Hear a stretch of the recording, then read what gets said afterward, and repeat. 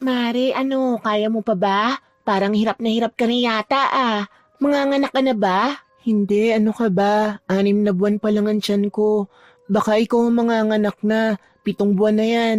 Huwag mo ko intindihin, hininga lang ako sa haba ng nilakad natin. Nakakainis naman kasi ang mga sasakyan ngayon. Kung kailan papunta tayong Capiz, saka naman sila mag-iinarte. Beatrice, yung mga driver ng kung anong pampasaherong sasakyan, may mga pinaglalaban yung mga yan. Wala tayong magagawa kung ganun ang ginawa nila ngayon. Ang sisihin natin yung gobyerno. Ang pangit ng sistema nila. Pinigiinitan na naman kasi nila ang mga lumang modelong jeep. Mas maganda naman talaga ang mga bagong sasakyan na gusto ng gobyerno. Itong mga driver lang naman ang maaarte. Uy, bibig mo. Baka mamaya may makarinig sa'yo dyan at baka anuhin ka pa. Ano, sasaktan nila ako? Buntis ako? Buntis din ako, Mare. Kapag may nangyari sa'yong hindi maganda dahil dyan sa bibig mo, hindi kita matutulungan. Nako, tara na nga. Baka maiwan pa tayo ng barko. Kumusta naman kayo ng mister mo? Nagkausap na ba kayong dalawa? Diyos ko, uuwi ba ako ng Capiz kung nasa maayos kaming kalagayan? Malamang hindi, Mirna. Buwisit na lalaking yun. Nagawa pa mang babae kahit na ang laki na ng tiyan ko. Sana mabaog siya at sana magkaroon ng matinding sakit yung babae para mahawa siya. Ikaw naman kasi nung high school tayo, ang daming pumoporma sa'yo. Bakit ba kasi si Romel pang pinili mo? Mama's boy, walang pangarap sa buhay at asa lang din sa mga magulang. Ano bang nakita mo ron? Hindi ko rin alam. Bulag yata ako nun. Basta, ayoko na sa kanyang buwisit siya. Mambabae siya magdamag. Ako, bubuhayin ko tong anak ko ng mag-isa. Ikaw Mirna, bakit naisipan mo naman palang pumunta ng Capiz? Di ba maayos naman kayo ng asawa mo? Maayos naman kami ni Javier, pero yung nanay niya hindi. Ang sabi ko sa kanya kapag hindi niya pinatigil ang nanay niya sa pakikialam sa pamilya namin, aalis ako. Wala naman siyang ginawa. Ganun pa rin ang nanay niya. Kaya umalis ako. Akala ko ba okay kayo? Okay nga kami. Ang problema ko lang sa kanya, hindi niya magawang pagsabihan ng nanay niya. Hay nako, bakit ba kasi mga asawa natin mamas boy? Pero mas malala yung asawa ko. Walang trabaho eh. Si Javier meron naman.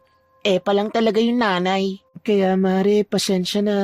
Makikisiksik pa ako sa inyo sa Capiz. Gusto ko lang talagang gulantangin ang biyenan ko. Gusto ko siyang makonsensya na umalis ako. Nagpaalam ka ba sa kanila? Nagsabi ako kay Javier. Sinabi ko sa kanya nga aalis na ako. Hindi ko na siya hinintay na makauwi ng bahay. Hindi ba parang makasarili ang ginagawa natin? Babiyahe tayo ng malayo para lang iwanan sila kahit buntis tayo? Beatrice, mas maganda nang lumayo sa mga stress. Kesa naman kasama natin sila tapos stress tayo lagi. Lalo lang maaapektuhan ng anak natin. Kung sa bagay, may punto ka naman. Bilisan na natin. Kahit na parehong malaki na ang tiyan ng magkumaring Bea at Mirna, sumakay pa rin sila ng barko para lang takasan ng mga taong nagdudulot sa kanila ng sakit ng ulo. Ang tanging gusto lamang nila, maging mapayapa ang kanilang utak bago man lang sila manganak.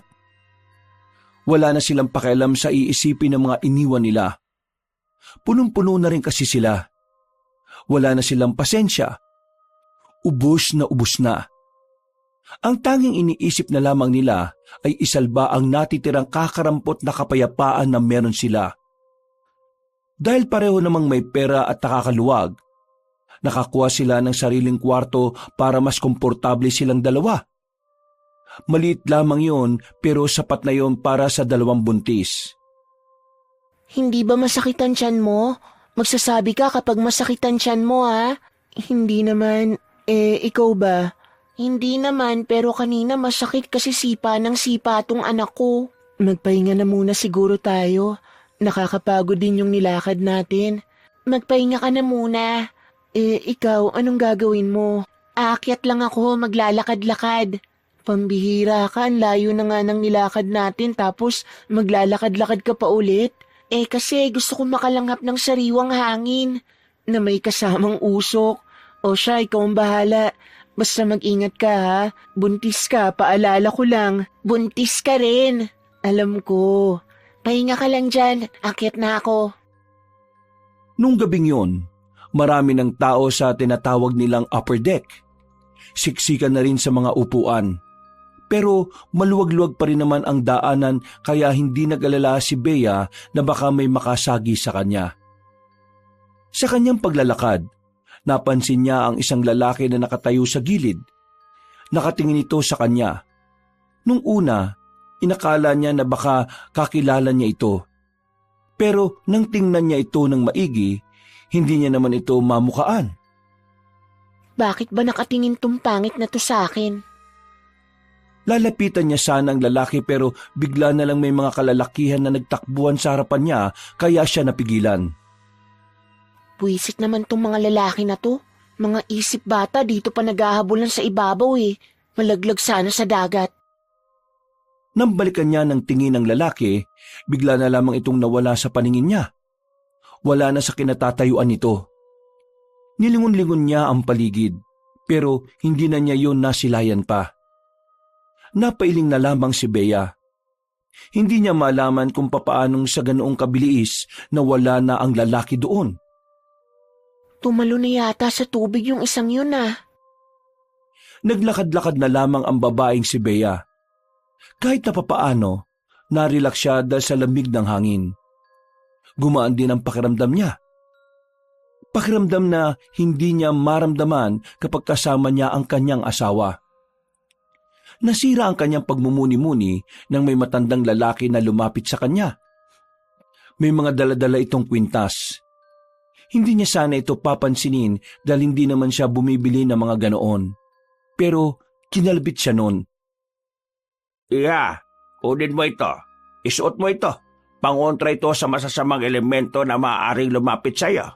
Hindi po ako bumibili ng ganyan. Hindi ko naman ito ibinebenta eh. Pinamimigay ko lang ito sa lahat ng pasahero na papuntang Capiz. Alam mo kasi, Hindi po ako naniniwala sa masasamang elemento. Kasi po taga-Capiz din ang mga magulang ko. Matagal na sila ron pero wala naman silang nakukwento sa akin tungkol sa masasamang elemento. Kaya pasensya na po ha, hindi po ako tatanggap niyan kahit na libre. hindi ka ba nag-aalala para sa batang dinadala mo?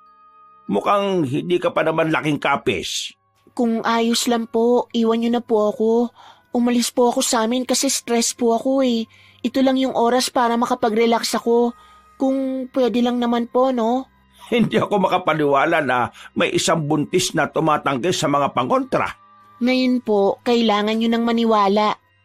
Kapag nagbago ang isip mo, iha, puntahan mo lang ako sa bandang yon. Bibigyan kita. Tumango na lamang si Bea kahit na ang totoo ay wala naman talaga siyang pakialam. Naglakad na lamang ang matandang lalaki. Napapailing na lamang si Bea. Hindi kasi siya madalas pumatol sa mga ganon. Para sa kanya, maaring parte lang din yun ng modus na matanda. Ganun tumakbo ang utak niya sa mga taong hindi naman niya kilala.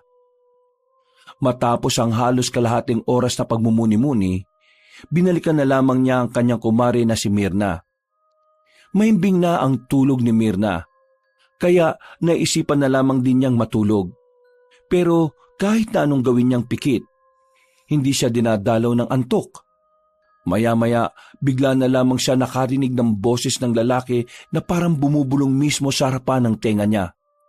Agad siyang napadilat at napabangon. Wala naman silang ibang kasama sa kwarto. Tanging silang dalawa lang ni Mirna. Guni-guni ko lang ba yun? Bea, bakit? Bigla kasing may narinig akong boses ng lalaki sa tenga ko, pero wala naman. Wala naman tayong ibang kasama rito. Tayo lang. Baka naman mga boses lang sa taas yun. Marami pa rin yatang gising sa upper eh. Baka nga siguro. Oh, bakit ka pala nagising? Masama ang panaginip ko eh. Ha? Binangungot ka? Hindi naman totally bangungot. Pero sa panaginip ko, may tinanggihan daw akong matandang lalaki. Pagkatapos nun, parang gumulo na yung buhay ko. Matandang lalaki? Ano yun, sugar daddy? Baliw. Basta hindi ko rin alam kung ano. Basta ganun lang ang napanaginipan ko. Anong oras na ba? Mag-aalas 11 pa lang. Ng gabi? Hindi, ng umaga. Malamang gabi. Nakita mo bang maliwanag yan sa salamin ng bintana? Piloso po to. Bumuntong hininga na lamang ang babaeng si Bea. Hinaplos niya ang kanyang tiyan. Ngumiti siya ng malapad.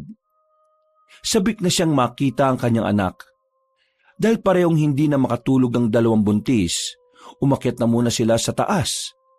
Tumambay sila sa gilid para makapagpahangin.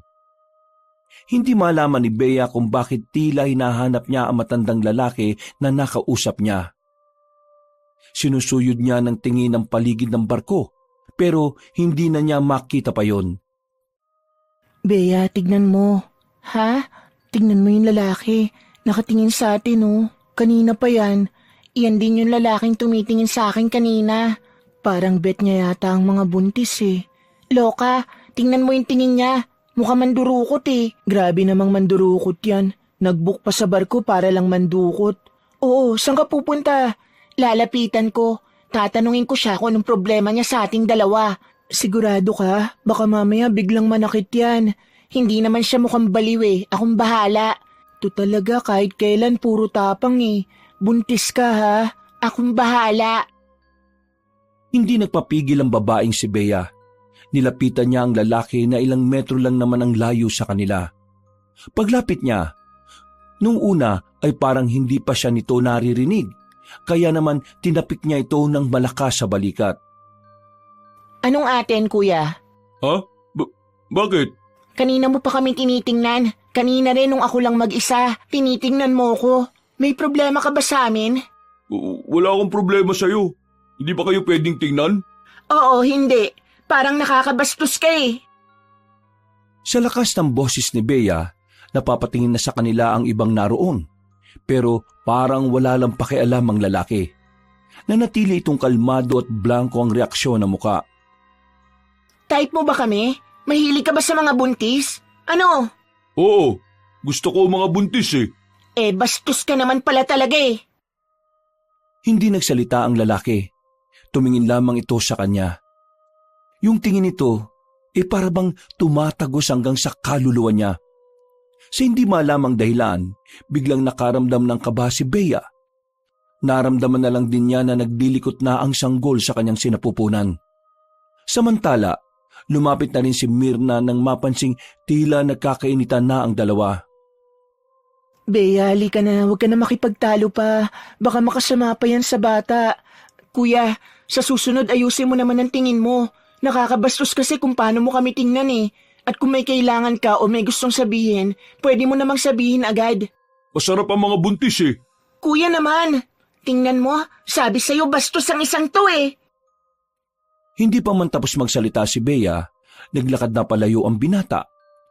Parang wala lang nangyari. Kaswal lang ang lakad nito. Kahit ang ibang taong nakarinig at nakakita sa sagutan, nagtataka rin kung sino ang lalaking yon. Kailangan natin siyang i-report sa kapitan ng barkong to o kahit man lang sa mga namumuno dito. Baka mamaya meron pa siyang bastusing iba. Sige, hanapin natin ang management dito. Gigil na gigil ang babaeng si Bea noong mga sandaling yon. Kinausap nila ang mga staff ng barko. Naisumbong na rin nila ang lalaking nambastos sa kanila. Dahil sa galit ni Bea, napilitan ng mga pamunuan ng barko na halugugin ang barko para lang mahanap ang lalaki. Pero sa kasamaang palad, hindi nila yun nakita. Wala rin makapagsabi kung ano ang pagkakakilanlan ng lalaki. Tiningnan na rin nila ang mga listahan ng mga naroon, pero hindi nila matukoy kung sino roon ang kanilang hinahanap. Maraming salamat po. Update nyo na lang po kami kapag nakita nyo na po ang lalaking yon. Tumango na lamang ang mga security sa kanila at naglakad na rin paalis. Si Bea naman, hindi pa rin nawawala ang inis nito. Kung hindi nga lang siya buntis, ay baka sinuntok na niya ang lalaki. Pwisit na lalaking yon. Kapag nakita ko talaga ulit yon, nako! Pero wala na siya rito. Saan naman kaya mapupunta yun? Nagtataka nga rin ako eh. Kasi nung unang beses na ako ang tiningnan niya, bigla na lang din siyang nawala. Hindi ko alam kung paano. Akala ko nga tumalo na siya sa tubig eh. Hinahanap niyo yung lalaking kinakausap niyo kanina. Diyos ko, yan na naman siya. Kilala mo yan? Siya yung nag-aalok ng kwintas kanina. Manong, kilala niyo po ba yung hinahanap namin? Hindi ko siya kilala, pero alam ko kung ano siya. Po, huwag mo nang kausapin. Weirdo yan. Huwag niyo na siyang hanapin. Mas mainam na huwag niyo na siyang lapitan. Bakit naman po? Sabi nang huwag mo nang kausapin yan. Dahil ang lalaking yon ay isang aswang. Manong, moderno na po ang panahon ngayon. Wala naman na sigurong ganun. Moderno? Hindi niyo ba alam na mga kagaya nila nakakasabay na rin sa panahon? Manong, please. Wala kami sa mood ngayon. Huwag niyo na po sanang dagdagan. Hindi ko naman sinisira ang gabi ninyo. Ang sinasabi ko sa inyo ay isang paalala o babala. Tinutulungan ko kayo para makaiwas sa kapahamakan. Lalo na ang sanggol na dinadala nyo. Kunin nyo ang mga kwintas na ito. Suotin ninyo. Dahil kapag suot nyo ito, hindi na kayo malalapitan pa ng aswang. Didistansya na siya sa inyo. Manong naman, sinabi nang wala kami sa mood para sa mga ganitong bagay eh. Ano bang hindi maliwanag sa sinasabi namin? Teka. Bakit nyo sinisigawan ng lolo ko? Lolo mo to? Oo, bakit? Pagsabihan mo naman tong lolo mo na wag niya na kaming guluhin gamit ang mga kwintas na sinasabi niya. Kasi masama na ang gabi namin. Pasensya na kayo kung inaalo kayo ni lolo ng mga dala niyang kwintas. Albularyo ang lolo ko sa Kapis. Galing kaming Maynila. Ginagawa na niya ito noon pa man. Namimigay siya ng mga ganyang bagay sa lahat ng papunta ng Kapis. Kung naabala man niya kayo, pasensya na. Ginagawa niya lang ang tingin niyang makabubuti sa iba. Pero hindi naman tama na sinisigawan niyo yung lolo ko. At tama ba na nanggugulo siya ng 2 buntis na stress na sa buhay? Wala naman akong sinabi na ganun ah. Ang sinasabi ko lang naman, kung ayaw nyo, edi ayos lang. Hindi naman kayo pinipilit eh. Anong hindi pinipilit? 2 beses niya na ako nilapitan para dyan. Wala ka bang lolo o tatay? Para kasing hindi mo alam na minsan normal sa matatanda ang pagiging makulit eh. Kuya, pasensya na.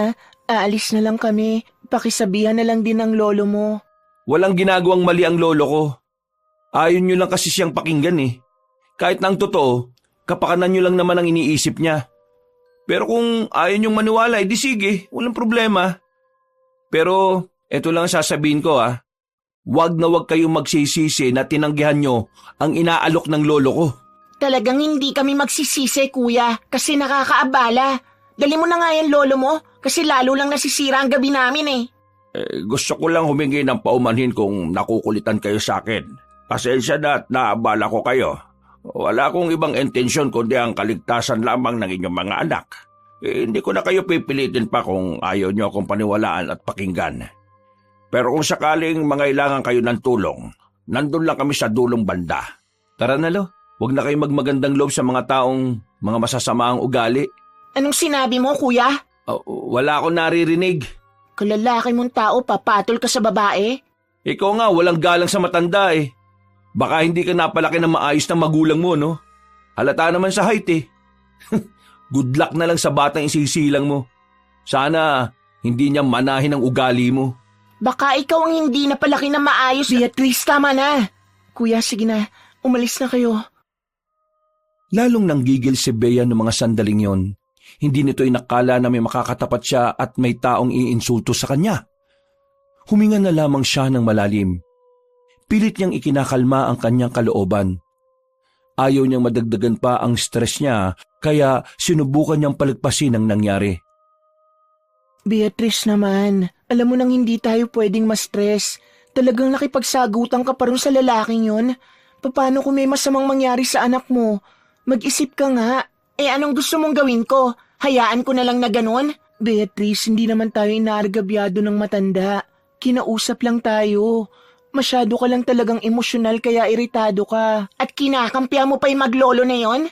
Hindi ko sila kinakampihan. Pero hindi rin naman kasi tama na sigawan mo yung matanda. Ang dami pang nakakarinig. Paano kung lolo mo ang ginanon? Di ba magagalit ka rin? Umirap na lamang si Bea. Hindi pa rin niya matanggap na sa mga pagkakataong yon ay may ginawa rin siyang hindi tama. Napapailing na lamang sa kanya si Mirna. Nung sandaling yon, nanatili na lamang sila sa kanilang kwarto. Pero hindi pa rin sila dinadalaw ng antok. Sorry na, inis lang talaga ako. Wala ka namang kasalanan sa akin kaya huwag kang mag-sorry. Ayoko lang na nagpapaka-stress ka pa. Nakakainis kasi ang mga tao ngayon. Halos lahat wala sa ayos. So, pati ako? Siyempre hindi ka kasama. Kaya nga halos lahat lang, di ba? Ang mabuti pa, pilitin na lang nating makatulog. Anong oras na rin eh. Masama sa atin ang nagpupuyat. Tumango na lamang ang babaeng si Bea. Ipinikit na niya ang kanyang mga mata. Kalaunan din naman ay nakaramdam na rin siya ng antok. 11:00 na gumising ang babae. Nakaramdam na rin siya ng gutom. Pagtingin niya sa kabilang kama, wala na si Myrna. Kinukusot-kusot niya pa ang kanyang mga mata nang bumangon. Nasaan naman ang isang yun? Matapos makapagilamos at makapag-toothbrush, ay lumabas na rin siya roon. Nagtungo siya sa taas. Sinubukan niyang hanapin ang kanyang kasama. Ang daming tao sa labas. Hindi niya agad makita si Myrna. Umupo na lamang muna siya sa gilid. Mga ilang sandali lang, nasa tabi na niya ang babae. Saan ka galing? Naganap lang ng almusal natin. Ito, may dala na ako. Tara, kainin na natin. Ang sama rin ng panaginip ko. Buwisit kasing matanda yun eh. Pati tuloy sa panaginip ko pumasok. Ano ba yun? Aswang-aswang din. Ha? Aswang din? Bakit? Nanaginip ka rin ba? Oo. Ano bang panaginip mo? Nasa bahay na raw ako tapos may umaaligid na lalaki sa labas. Tapos nung gumabi, nakita ko siyang nakaupo sa balon namin. Bea, yung bahay niyo ba meron talagang balon? Oo, bakit? Kasi yung panaginip ko, nandun na daw tayo sa bahay niyo. Tapos nakita ko sa panaginip yung balon. We, Oo nga, dun sa panaginip ko yung bahay niyo may taniman ng kamatis at iba pang mga gulay ano. Tama ba? Hindi ko lang maalala kung sa kaliwa o sa kanan. Pero tingin ko parang sa gilid lang talaga siya. Hindi na muna nakapagsalita ang babaeng si Bea. Medyo kinilabutan siya. Hindi pa naman kasi nakakapunta si Myrna sa bahay nila pero tumutugma ang mga sinasabi nito. Isang matibay na indikasyon lang na totoo nga ang sinasabi ng babae. Ano kayang ibig sabihin nito? Baka mamaya may masama itong ibig sabihin. Hindi kaya dapat naniwala tayo dun sa matanda? Maniwala ng alin? Na aswang yung lalaking kinaiinisan natin? Yung lalaking manyak? Diyos ko, tigilan mo na nga yan, Myrna. Yung panaginip natin, baka nagkakataon lang kasi pareho tayong buntis. Grabe namang pagkakataon yan. Biruin mo, hindi pa ako nakakarating sa inyo pero sa panaginip ko, ganun na ganun yung bahay ninyo. Nako, wag ka na nga lang mag-isip ng kung ano-ano. Kumain na nga lang tayo. Tara na. Pilit inaalis ni Bea sa isipan niya ang halos pagkakapareho ng kanilang panaginip. Pero sa totoo lang, kinikilabutan din siya. Parang kakaunting kibot na lamang ay unti-unti na rin niyang pagtutuunan ng pansin ang sinabi sa kanila ng matandang albularyo. Huminga ng malalim si Bea. Ngumiti na lamang siya ng pilit. Inisip na lamang niya na matatapos din ang lahat ng kanilang nararamdaman. Mabilis na lumipas sa mga oras. Matapos ang sobrang tagal na biyahe, nakarating na rin sila sa probinsya ng Capiz. Gabi na nang makababa na sila ng pier. Ang daming tao, pahirapan kung makasakay. Ang sabi ni Manong na napagtanungan ko wala na raw masasakyan ngayon. Hanggang 9:00 lang daw kasi ang mga sasakyan ngayon dito eh. Kaya yung iba raw na pasahero kung saan-saan na lang muna matutulog dito. Don't tell me matutulog tayo rito. Wala namang maayos na matutulugan dito, no? Eh wala rin naman kasi tayo masasakyan. Hahanap na lang siguro tayo ng maayos na pwesto. Kahit na nakaupo lang tayo, okay na siguro. Wala ka bang maaarkilang sasakyan dyan? Magbabayad naman tayo. Tingin mo ba may maaarkila tayo eh? Halos lahat dito, ganun din ang hanap. Eh buntis naman tayo, no? Baka naman paunahin nila tayo. Sinubukan ko nang maghanap, pero wala naman silang pakialam kung buntis tayo o hindi eh. Ang malas naman natin. Kung hindi siguro tayo tumagal sa pag-stop over sa pier kanina, eh di sana nakarating tayo rito ng medyo maaga pa. Wala naman tayong magagawa. Ang mabuti pa, Humanap na tayo ng mapupwestuhan kesa naiinis ka dyan. Huminga ng malalim si Bea. Pinilit na lamang niyang ikalma ang kanyang sarili. Pero sa totoo lang ay gusto na niyang sumigaw sa inis. Naglakad-lakad sila sa pier. Wala silang makitang maayos na pwesto. Nauna na sila ng iba. Hindi na alam ni Bea kung ano ang gagawin nila. Stress na siya. Maya-maya pa, biglang lumapit sa kanila ang maglolo. Ang maglolong nakausap nila sa barko. Pasensya na kung mga abala ulit ako mga iha. Pero wala ba kayong masasakyan? Hinawakan ng Mirna ang kanyang kamay para hindi na mainis pa. Pero kalmado na siya sa mga sandaling iyon. Hindi na rin siya naiinis sa matanda. Yung lalaki naman nakasama nito lang ang kinaiinisan niya. Wala nga po kaming mahanap. Hindi po namin inakalang kapag ganitong oras pala wala na masasakyan dito. Matagal-tagal na rin kasi nung huling pumunta si Bea rito. May hinihintay kaming sundo eh. Kung gusto nyo, sumabay na lang kayo sa amin. Hindi maganda na nasa labas kayo ng ganitong oras. Pero lo, alam niyo naman yung nangyari nung nasa barko pa tayo, di ba? Ayaw nila Apo. Hindi ka ba naaawa sa kanila? Mga buntis sila oh. Mahamog sa labas. Paano kung sobrang layo pala ng tirahan ng mga yan? Mga iha, saan ba ang bahay ninyo? Bea, saan daw? Kahit wag na. Maghihintay na lang tayo dito hanggang umaga. Seryoso ka ba? Ilang oras tayong tatayo rito? Diyos ko, pwede ba? Ibaba mo na nga muna ang pride mo. Wala tayong ibang mahihinga ng tulong. Nagtitiwala ka agad sa kanila, hindi naman natin yan kilala. Hindi naman sila mukhang masama. Sige na, sabihin mo na kung saan. Sasabay tayo sa kanila. Sa San Pablo, Purok 2. San Pablo? Purok 2? Abay, malapit lang din pala sa amin ah. Madadaanan lang namin yon bago kami makarating sa lugar namin. Kung ganun sumapay na lang kayo sa amin. Pangako, wala na akong babanggitin pa tungkol sa mga bagay na hindi nyo paniniwalaan. Maraming salamat po ah. Pero tanong ko lang po, bakit nyo po kami tinutulungan? Kasi kailangan nyo ng tulong eh. Yun naman ang dahilan, hindi ba? Okay, tara. Sumama kayo sa amin. Doon natin iintayin yung sasakyan namin. Kahit na ayaw ni Bea, binaba na lamang niya ang kanyang pride. Naisip niya rin kasi na kailangan na rin talaga nilang magpahinga. Dahil kung tutuusin, hindi naman talaga sila pwedeng magbarko sa lagay nila. Pero pinilit lang nila ang mga staff para makaalis na rin. Naglakad sila ng kaunti patungo sa gilid ng kalsada. Nakaupo lang sila sa gilid kung saan merong mahabang upuan na yari sa katawan ng punong nyog. Tahimik lang ang dalawang babae.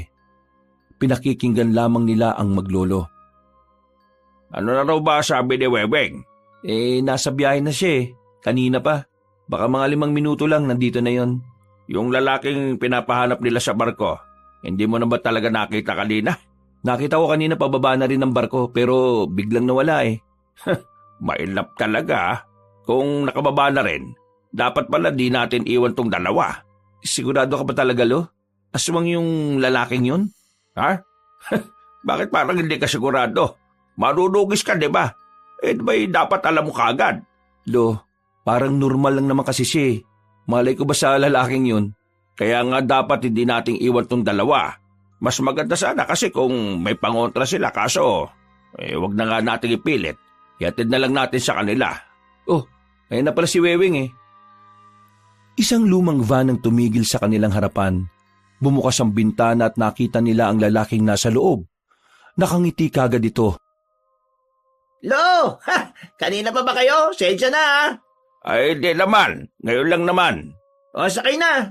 Malamig na dyan. Mga iha, tara na. Lo, sino ba sila? Sa bahay ko na lang ikukwento. Basta ngayon kailangan natin silang ihatid sa kanila.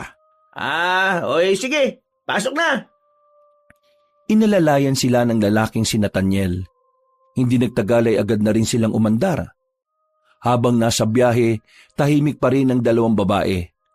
Nakikiramdam at nagmamasid lamang si Bea sa tatlong nasa harapan nila. Ang balita naman sa bahay, baka naman kalat-kalat na naman ha? Hindi Inayos ko na yung mga kalat dun. Mabuti kung ganon. Para naman matuwa ako sa'yo. Sige na, ituon mo na yung atensyon mo sa pagmamaneho. Baka mamaya maaksidente pa tayo. Makalipas lang ang ilang oras, nakarating na rin sila ng San Pablo, Purok 2. Nakahinga na rin ng maluwag ang dalawang babae. Sa mismong tapat ng kanilang bahay sila mismo ibinaba. Naku, sobrang maraming salamat po talaga. Dahil sa inyo, hindi na namin kinailangan pang maghintay hanggang umaga. Safe po kaming nakarating dito. Maraming salamat talaga. Wala nga naman. Gusto lang din naman naming tumulong sa inyo. Siyempre, kababayan naman pala namin ang angkan nitong kasama mo Ay, siya nga pala. Mag-iiwan ako ng numero ko sa inyo ha. Pwede niyo akong tawagan o i-text sakaling makailangan kayo ng tulong. Huwag lang tungkol sa pera ha. Mahirap lang kami. Inabot na matandang lalaki ang kapirasong papel. Tinanggap naman ito ni Mirna. Si Bea naman ay pilit ng ngiti na lamang ang iginanti. Siya, sige na. Kami lalarga na at maaga pa rin kami mamaya. Mag-iingat kayo palagi ha. At sana maisilang nyo ng matagumpay ang mga anak ninyo. Marami pong salamat talaga. Tungkol po sa nangyari sa barko, pasensya na. Mainit lang po talaga ang ulo ko noon dahil dun sa lalaking yun. Ayos lang yon. Kabisado ko naman ang mga buntis Pabago-bago ang mood. Kaya huwag nyo nang isipin yon. Pumasok na rin ang 3 lalaki sa van. Kumuhay pa ang matandang lalaki bago sila tuluyang umalis. Napabuntong hininga naman si Bea. Akala ko hindi ka magsusorry May konsensya din naman ako, no? Bea, dito talaga ang bahay ng lola mo? Ang laki Sabi ko naman kasi sa'yo may kaya sa buhay ang angkan ko rito. Tingnan mo ang lawak ng bakuran. Pero, nagsabi ka ba sa kanyang darating tayo? Nagsabi ako kahapon. Ang kaso nga lang, hindi naman nag-reply si Lola sa message ko. Kaya hindi ko alam kung alam niya. Sa iba mong kamag-anak, hindi ka nag-message? Hindi ko naman sila close Tara na, pasok na tayo. Natigilan sa sinasabi si Bea na may marinig silang kaluskos sa kabilang parte ng daanan. Nakita rin ni Mirna na gumalaw ang halamanan. Nagkatinginan ng 2 buntis. Pareho sila ng nararamdaman. Bigla na lamang silang kinabahan. Pero nawala lang ang kanilang kaba nang makitang pusa lang pala ang naroon. Kainis namang pusa to. Anong oras na nasa labas pa? Hindi na lamang pinansin ni Bea yon at nauna na ring naglakad patungo sa pintuan ng bahay. Lola! Lola Manay! Nandito na po ang pinakamaganda niyong apo, si Beatrice. Lola! Baka wala dyan ang lola mo.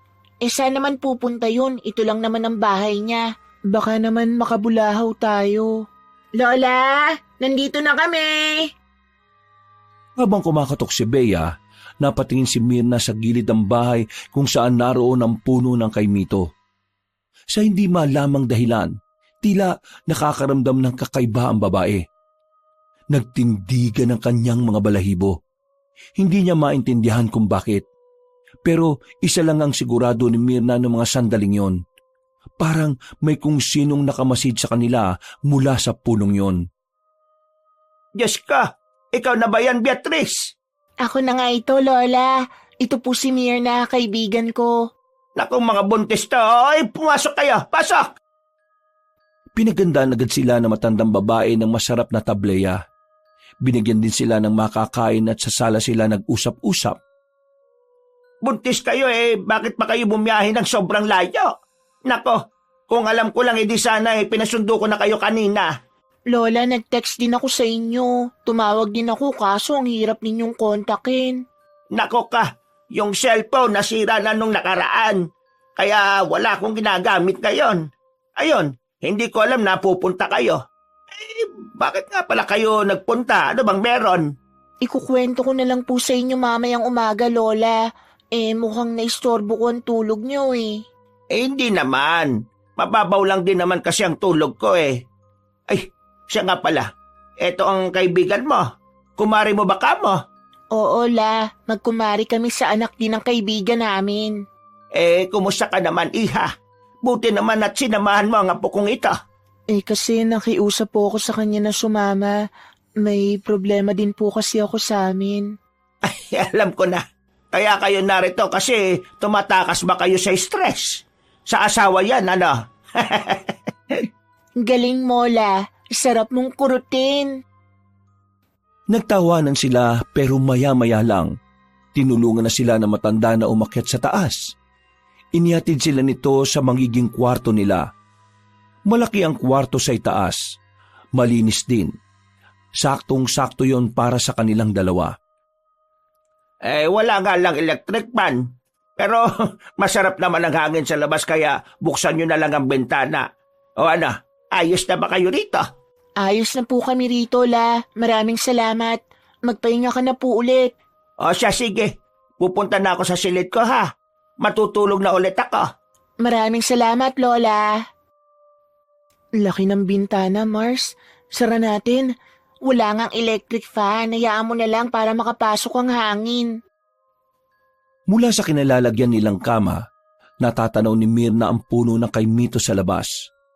Hindi niya talaga maipaliwanag ang kanyang nararamdaman. So tuwing mapapatingin siya roon, pakiramdam niya ay meron ding nakatingin sa kanya. Kumusta naman ang tiyan mo? Hindi ba sumasakit? Maayos naman, wala namang problema. Ikaw ba? Kanina nung nasa pier tayo, sipa siya ng sipa. Baka kasi alam na niyang malapit na tayo. Ewan ko ba rito sa anak ko, ang lakas sumipa. Parang kabayo eh. Ang sakit kaya minsan. Matapos ang kanilang sandaling pag-uusap, humiga na rin sila. Iisa lang ang kama pero may kalakihan kaya kasyang-kasya naman silang dalawa. Mga bandang 3:00, hindi na naman makatulog ang babaeng si Bea. Pagtingin niya kay Mirna, gising pa rin ito. Uy Mars, namamahay ka ba? Hindi, inaantok na rin ako pero hindi ko magawang pumikit. Bakit? Nakabukas kasi yung bintana eh. Hindi kasi natin pwedeng isara. Baka naman mainit. Pakiramdam ko kasi may nakatingin sa akin mula dun sa punong yun. Yun din palang nararamdaman mo. Ramdam mo rin? Oo, kanina ko pa nararamdaman eh. Ano to, aswang na naman? Naniniwala ka na sa aswang? Hindi. Bakit ako maniniwala? Kasi kung hindi ka naniniwala sa aswang, hindi ka rin maniniwala sa sasabihin ko. Bakit? Ano ba yun?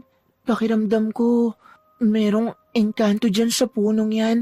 Diyos ko, engkanto naman ngayon. Sabi ko na nga ba hindi ka maniniwala eh. Isara mo na nga lang yung bintana para makatulog na tayo. Sinunod na lamang ni Mirna ang kanyang inutos. Maya-maya lang din ay agad na rin silang nakatulog. Kinabukasan, pagdilat ni Bea ng kanyang mga mata ay maliwanag na sa labas. Nararamdaman na rin nila ang sikat ng araw na nanggagaling sa labas. Ginising na ni Bea si Mirna. Sabay na rin silang lumabas ng silid. Pagbaba nila sa sala, nakapagluto na pala ng pagkain na matandang si Manay. Buti naman at nagising na kayo. Heto, nakapagluto na ako ng tanghalian. Tanghalian? Oo, 11:00 na eh. Bakit? Nagtaka lang po ako. Tumitilaok pa rin palang manok kahit tanghali na. Oo naman. Hindi mo naman sila mapipigilan kung gusto nila eh. Pwede ko rin po ba kayong tawaging Lola? Ay, oo naman. Bakit naman hindi? Alam niyo po kasi hindi ko po naranasang magkaroon ng lola. Bago ako ipanganak, wala na po ang lolo at lola ko. Bunso po kasi ako eh, kaya hindi ko na sila inabutan. Lolo't lola mo kaya hindi sila umabot ng matagal. Uy, si Lola, grabe to. Tama naman si Lola Manay. Yung lolo ko palainom. Si Lola naman malakas manigarilyo, kaya yun, maagang kinuha ni Lord. Masaya silang kumain ng tanghaling yon, kung ano-ano na ang naikwento nila sa matanda. Masigla na sana ang oras na yon kung hindi lamang napunta ang usapan sa mga kababalaghan. Wala ba kayong nararamdaman na kakaiba nang dumating kayo rito? Nagkatinginan ng dalawang buntis. Hindi na nagkaila pa si Bea. Aaminin na niya ang nararamdaman nila ni Mirna. Sa bintana namin, malapit po yung punong kay Mito. Pakiramdam namin may nakatingin sa amin dun. Meron talaga nakatira sa kay Mito na yon. Hindi lang namin pwedeng putulin ang puno dahil baka magalit. Nakatira? Oo, engkanto. Pero huwag kayo mag-alala. Sabi ng albularyo na nakausap ko noon, hindi naman daw masama ang engkantong yan. Engkantong puti ang tawag sa kanila. Hindi sila nananakit. Nagmamasid lang sila palagi. Huwag lang daw gagalawin ang puno kasi doon siya magagalit. Naniniwala po pala kayo sa mga kababalaghan. Ikaw ba naman isilang at tumanda sa kapis? Paanong hindi ka maniniwala? Nung nasa barko naman po kami, may nakausap din kaming albularyo. Ang sabi niya, yung lalaki daw na tingin ng tingin sa amin, aswang daw. Ay opo, totoo po yan. Napatigil sa pagmuya ang matanda. Tila bumakas ang pagkabahala nito sa muka. Nakaramdam ito ng kaba para sa dalawang buntis. Bagay na nagdulot din ng pagkailang sa dalawang babae. Bakit Totoo ang mga aswang. Totoo ang mga kagaya nila. Hindi na nakapagsalita pa ang dalawang buntis ng mga sandaling yon dahil si Aling Manay na ang nagsabi sa kanila. Pakiramdam nila ay dapat silang maniwala. Seryoso din kasi ang mukha ng lola ni Bea.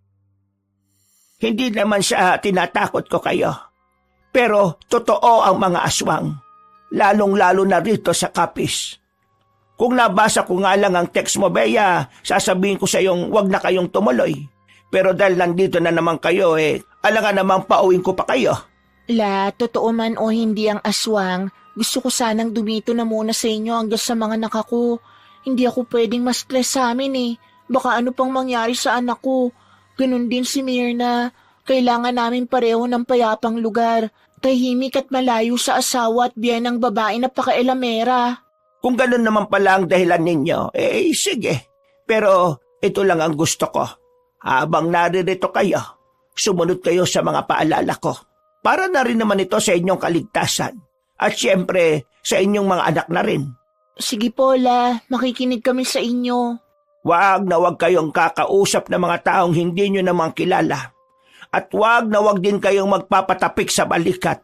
Kapag may hindi kilala na tumapik sa balikat ninyo, tapikin nyo rin kagad pabalik. Sa parehong balikat.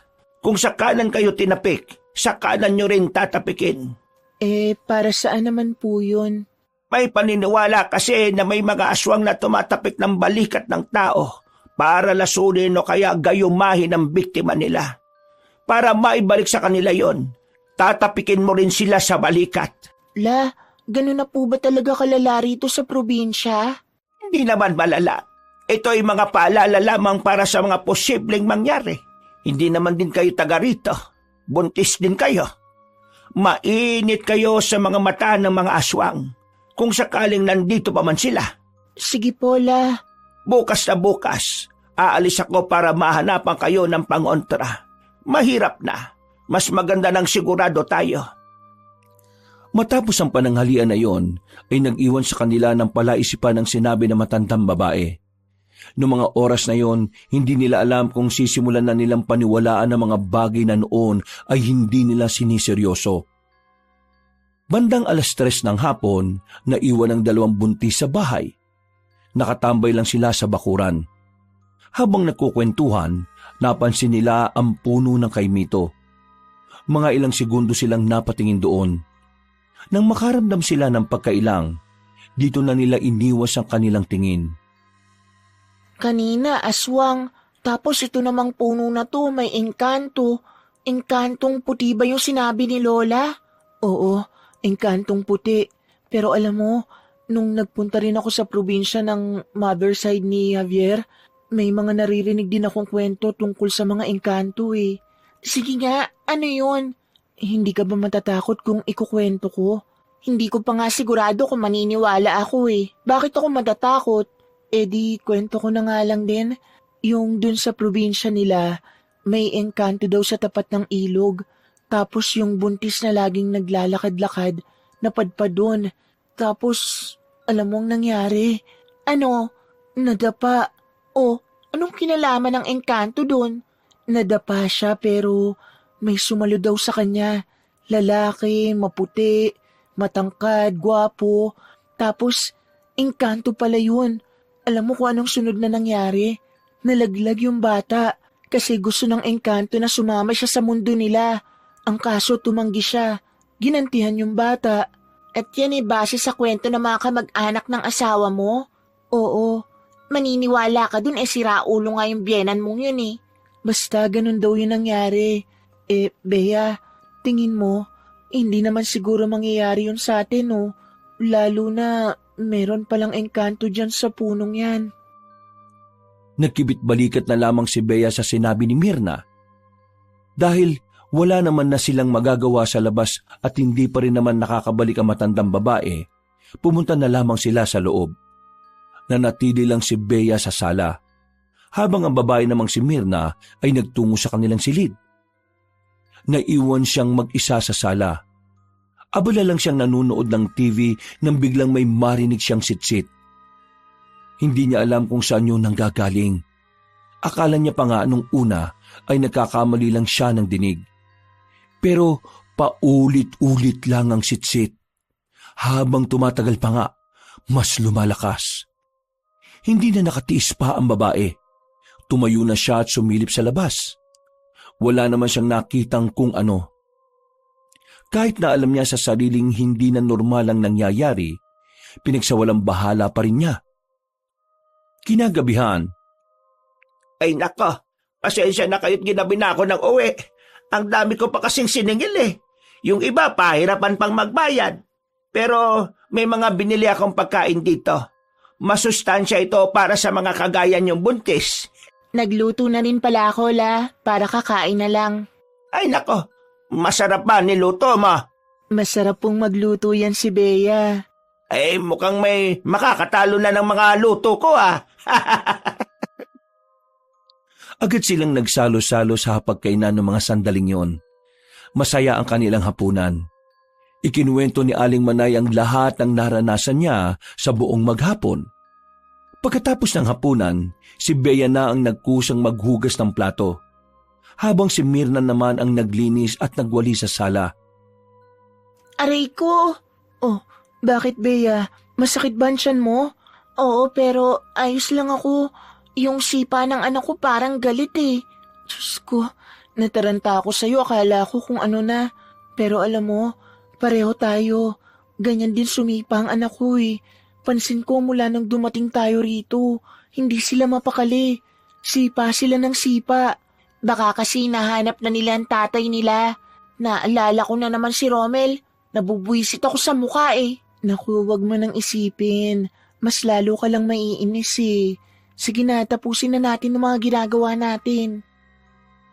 Mabilis na lumipas ang mga oras. Oras na rin ang kanilang pagtulog. Habang nagpapantok at nagbabasa ng pocketbook, bigla nilang naramdaman na parang may mabigat sa bubungan. Nung una ay nagkatinginan pa sila, pero nang marinig nilang tila naglalakad na yon, napabangon na ang dalawang buntis. Uy, Bea, mukhang totoo nga mga aswang Ano ka ba? Kumalma ka nga. Sumunod ka sa akin. Saan naman tayo pupunta? Gigisingin natin si Lola, tara.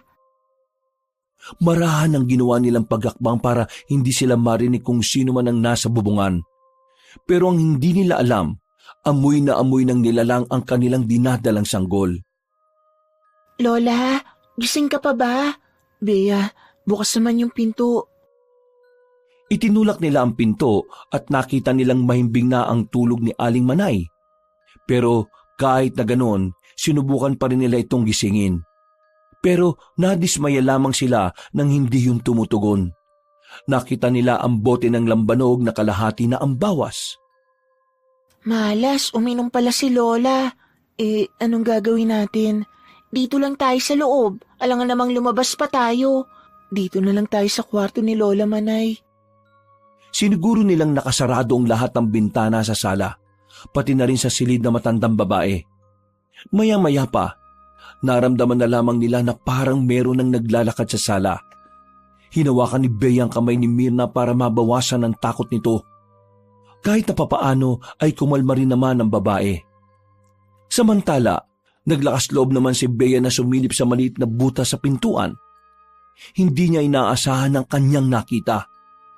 May isang lalaking nakatalikod sa sala. Nakaharap lang yon sa pintuan. Maya-maya lang ay marahan itong humarap. Nakilala ni Bea kung sino ang lalaking yon.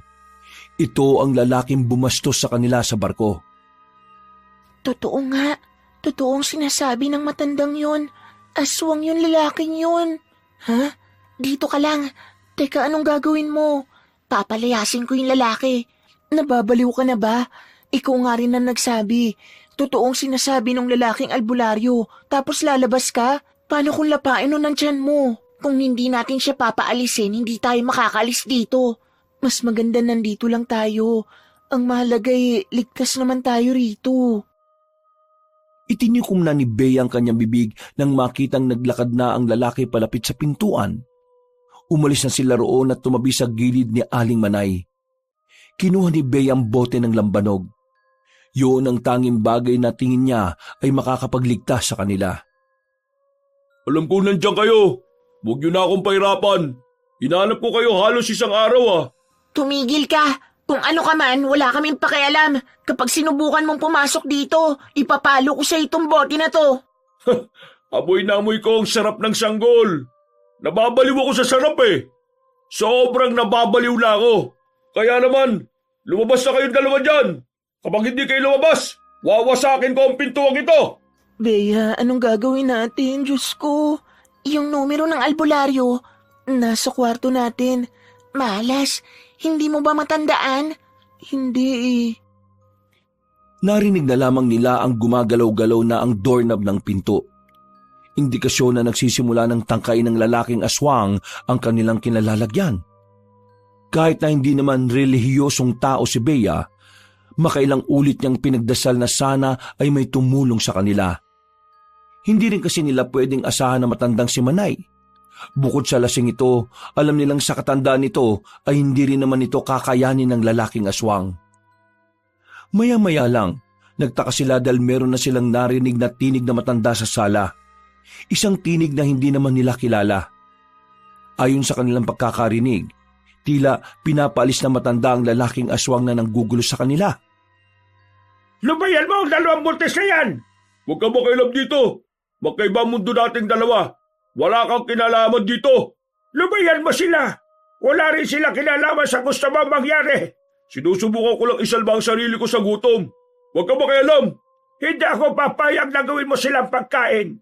Kung hindi ka titikil, mapipilitan akong paslangin ka, kaibigan. Aba, tinatakot mo ba ako? Hindi kita tinatakot.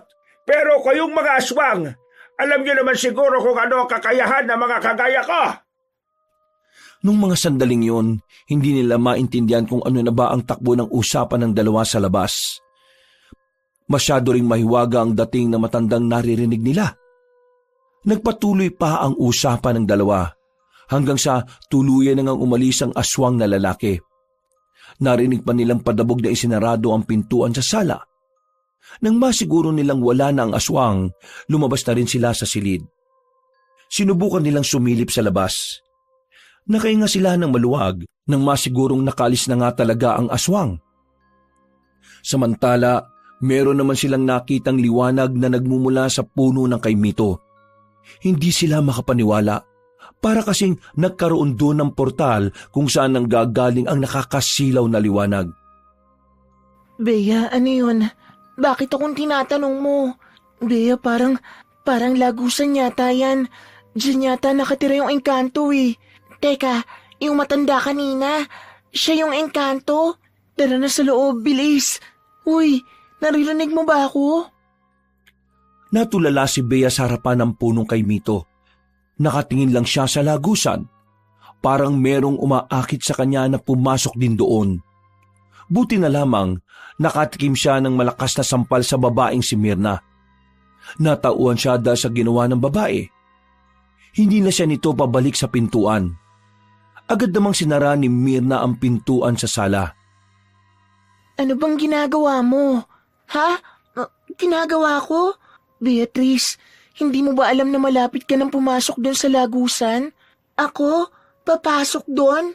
Oo, tingin ko na ano bang tawag doon? Yung wala ka sa sarili? Na-hypnotized ako?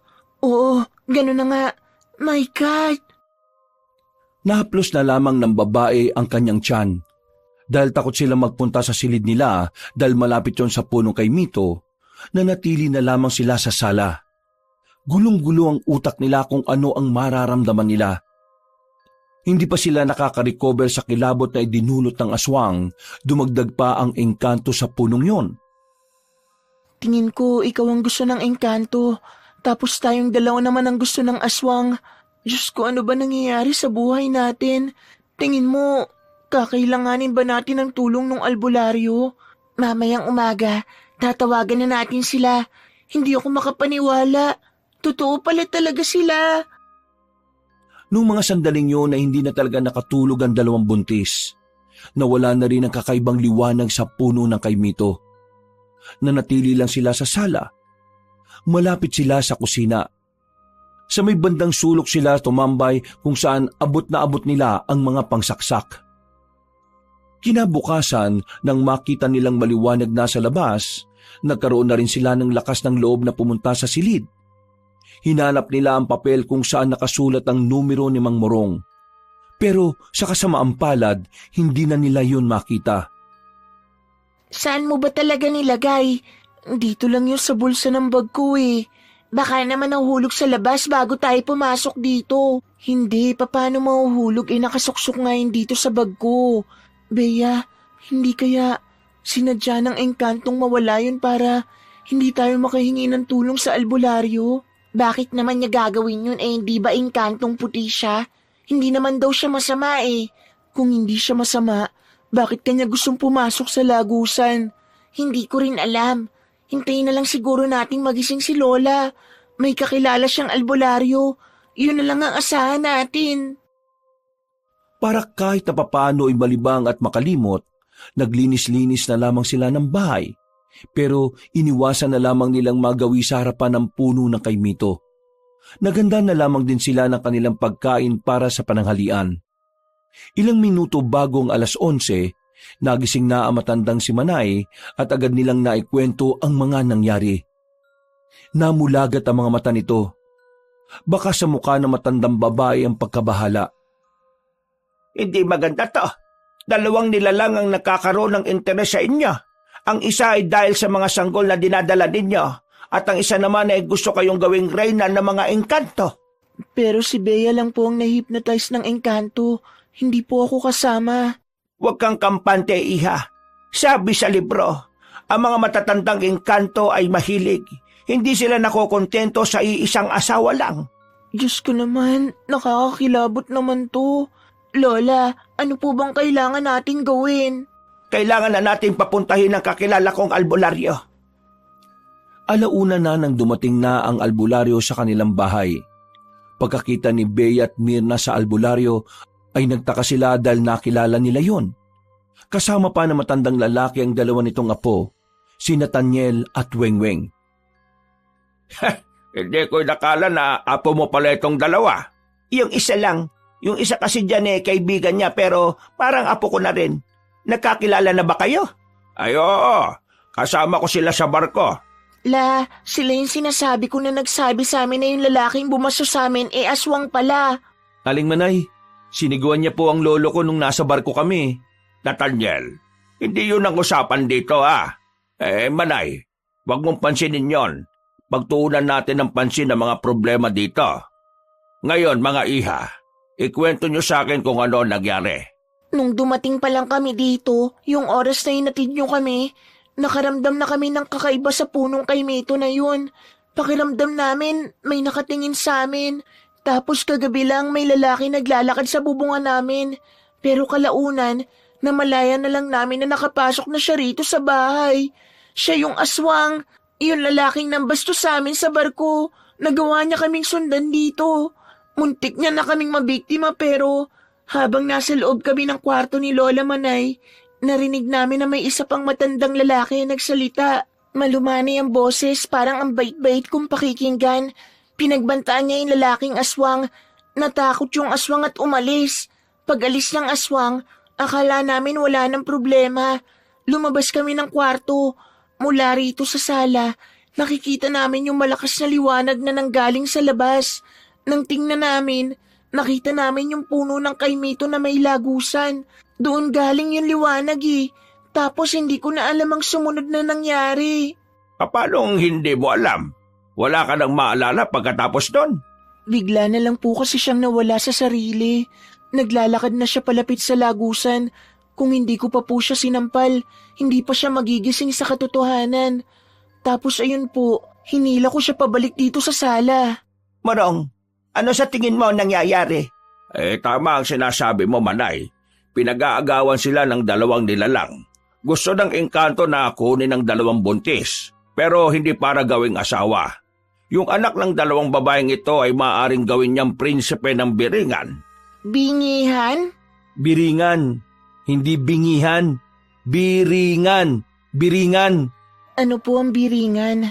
Ang Biringan ay ang pinaniniwalaang mundo ng mga engkanto. Minsan, nagbubukas ang lagusan ng Biringan para kumuha ng mga tao.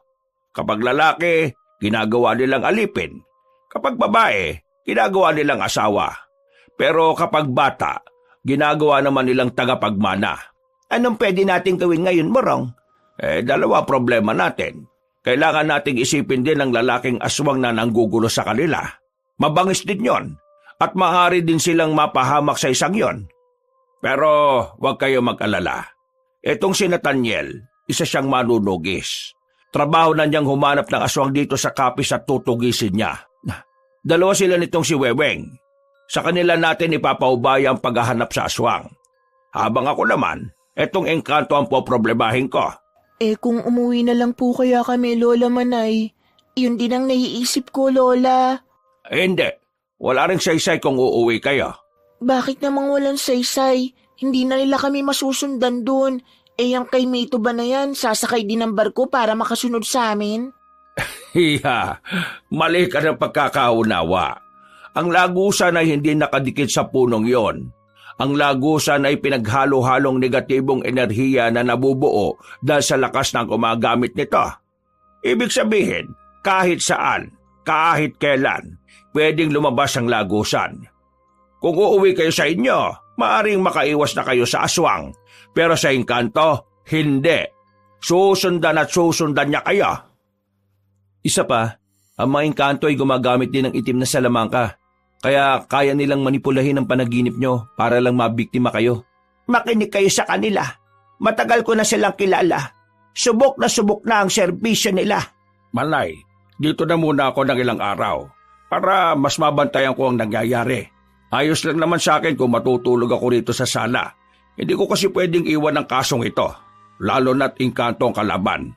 Mahirap kalaban ng engkanto, Manay. Alam mo naman yan. Wala namang problema, Morong. Basta gawin mo ang lahat ng makakaya mo para protektahan itong dalawang buntis na ito. Dalawang apo ko ang nakasalalay dito at ang mga anak nila. Huwag ka mag-alala. Gagawin ko ang lahat. Mamayang 6:00, susubukan kong kausapin ng maayos ang engkanto.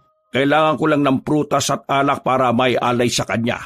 Nathaniel at Weweng, kayong dalawa, susuyurin niyo ang lugar. Maglagay na rin kayo ng mga pangontra sa labas. Kayo naman mga iha, siguro naman makikinig na kayo sa akin ngayon. Kailangan niyo na itong suotin. Binigay na matanda ang 2 kwintas. Binigyan din ito si Aling Manay. Agad naman nila itong isinuot. Kahit na papaano, naging panatag ang kalooban ni Bea. Kinukumbinsi niya ang sarili na maililigtas sila ng mga pangontrang yon. Para lang po ba sa aswang ang pangontrang to? Oo, para lang sa aswang. Hindi ko naman kasi inakala na pati pala engkanto interesado sa inyo. Kinabukasan, nasa loob ng kusina ang 2 buntis. Nagluluto sila ng para sa kanilang hapunan. Nakikita nila ang 3 lalaki na kausap pa rin ng matandang si Manay. Sa mga nangyayari sa kanila, aminado si Bea na nababahala na rin siya para sa kaligtasan nila ni Mirna. Lalong-lalo na ang kaligtasan ng kanilang anak. Tingin ko kasalanan ko ang lahat ng to. Bakit mo naman naging kasalanan? Kung ano-ano na namang iniisip mo. Kung hindi tayo nagpunta rito, wala sanang aswang, wala sanang engkanto. Nadamay ka pa. Ano ka ba naman? Choice ko naman na sumama sa'yo. Isa pa, wala namang may gusto nang nangyayari. Lahat tayo hindi alam na mangyayari to. Pero hindi mo pa rin maikakaila na dahil sa pagpunta natin dito, nalagay ang buhay natin sa alanganin. Pambihira naman kasi. Wala naman kasi yung kay Mito na yan nung bata pa ako eh. Bata ka pa nun, Beatrice. 30 ka na ngayon. Ang tagal na nung huli ka nakarating dito. Kumusta naman ang tiyan mo? Tingin ko malakas ang anak ko. Sa lahat ng stress na dinadanas natin ngayon, ayos na ayos lang siya. Mas nakaka-stress pa yata to kaysa sa mga asawa natin eh. Naku, malalagpasan din natin to. Ikaw, kumusta ka naman at ang baby mo dyan sa tummy mo? May time na galaw siya ng galaw, nararamdaman niya yata na may nangyayaring hindi maganda. Hinawakan na lamang ni Mirna ang kanyang kamay at ngumiti ng malapad. Kahit na papaano ay gumaan na rin ang pakiramdam ng babae. Makalipas lang ang ilang oras ay sumapit na rin ang 6:00 ng gabi. Umalis na ang 2 binata para hanapin ang aswang, habang si Mang Morong naman ay pinuntahan na ang harapan ng punong kay Mito. Dala-dala nito ang pagkain na niluto ng 2 buntis. Lola, magiging epektibo po kaya kung kakausapin niya yung engkanto? Yan ang hindi natin alam. Pero susubukan na lang natin. Baka lang makuha sa ganyan. Ayos lang po ba siya? Hindi po ba siya mapapahamak? Matagal na niyang ginagawa yan. Sanay na siya sa ganyan, kaya huwag niyo siyang alalahanin. Yung 2 niyang apo, ayos lang kaya sila? Si Nathaniel, lihitimong pumapatay ng aswang yon. Kilala yon sa kabilang baryo kasi nung nakaraan, may pinatay siyang isang aswang. Tik-tik yata yun o wak-wak. Basta ganon. Biyasa yon si Nathaniel. Isa pa, 2 naman sila ni Weweng. Lumabas sila ng sala. Sumilip sila kay Mang Morong. Nakita nilang nagsasalita na ang matandang lalaki. Sinisimulan na kasi nito ang makipag-ugnayan sa engkanto.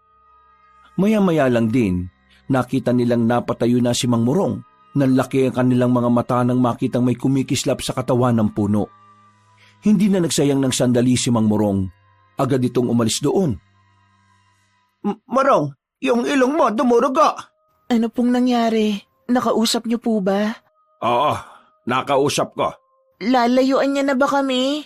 Hindi siya lalayo. Nagalit siya. Nagalit siya sa akin. Ang sabi niya wag daw akong makialam.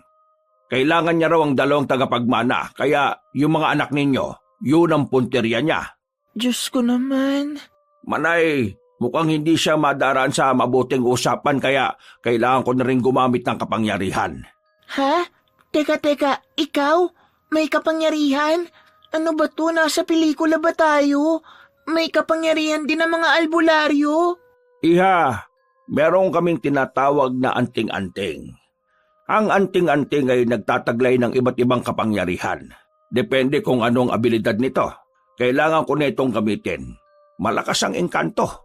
Gumagamit ng itim na kapangyarihan. Kaya tatapatan ko siya ng kapangyarihan na sa liwanag. Hindi ko po alam ang mga sinasabi niyo pero gawin niyo po ang lahat. Hindi ko kayang mawala ang anak ko. Ako rin, hindi ko kakayanin kapag may nangyaring masama sa anak ko. Huwag kayo mag-alala. Akong bahala. Sige na, pumasok na kayo sa loob. Huwag kayong aalis ng bahay hanggat hindi ko sinasabi ha. Naiintindihan niyo ba ako? Naiintindihan po namin. Bumalik na sila sa loob ng bahay. Ang matandang si Mang Morong naman ay nasa labas lang. Inihahanda ang sinasabi nitong anting-anting. Napapalunok na lamang ng laway si Bea sa mga pagkakataong yon. Kinakabahan siya.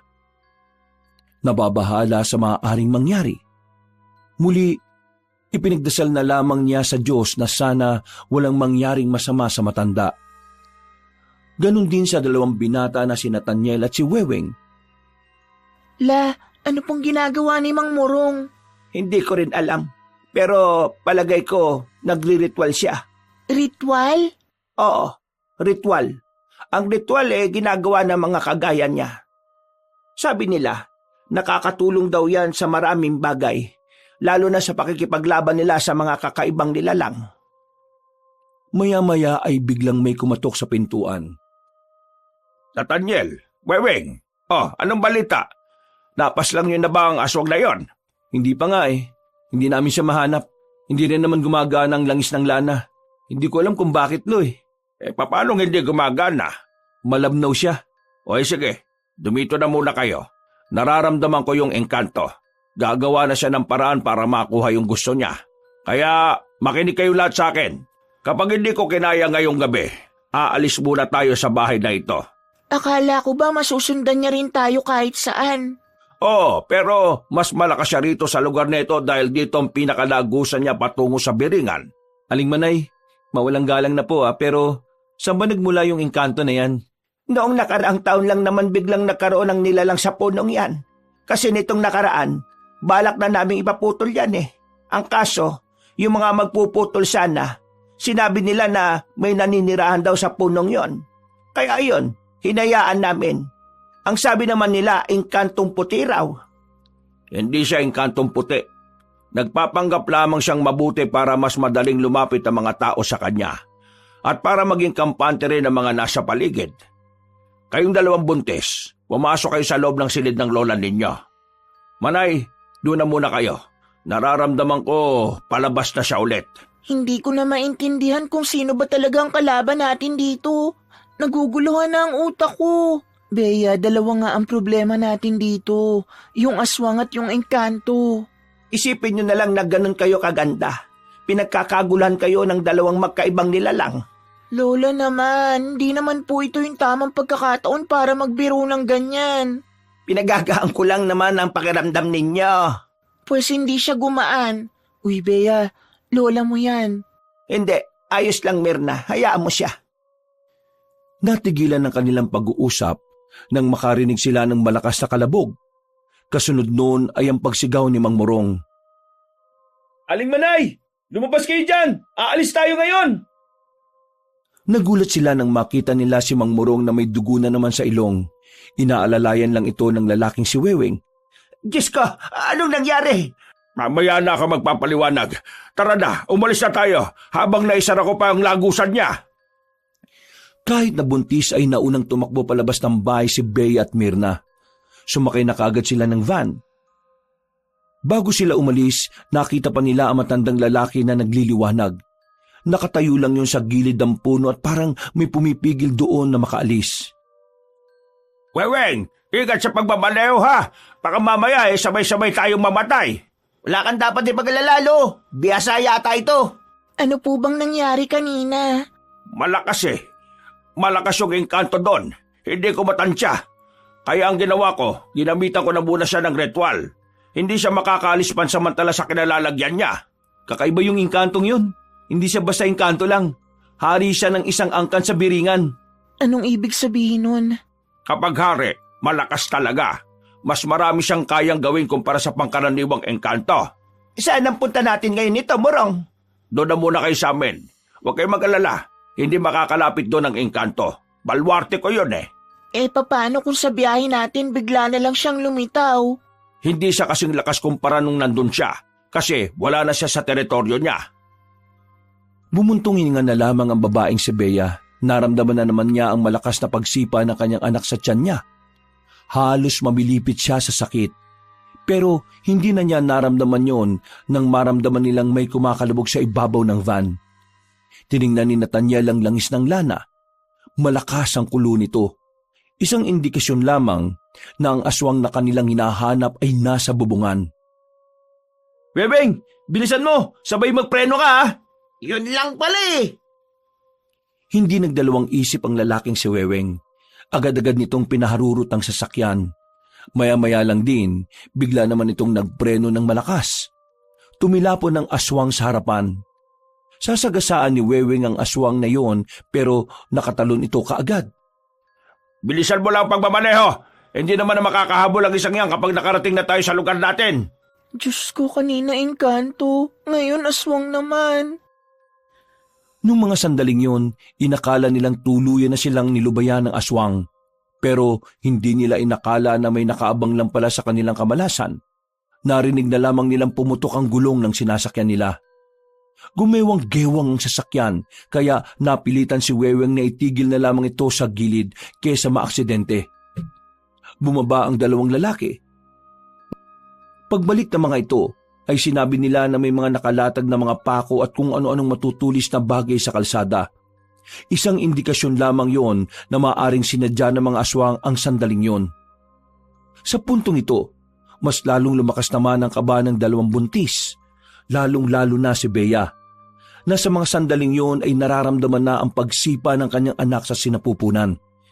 Tila ba pati ang sanggol ay natatakot sa mga nangyayari?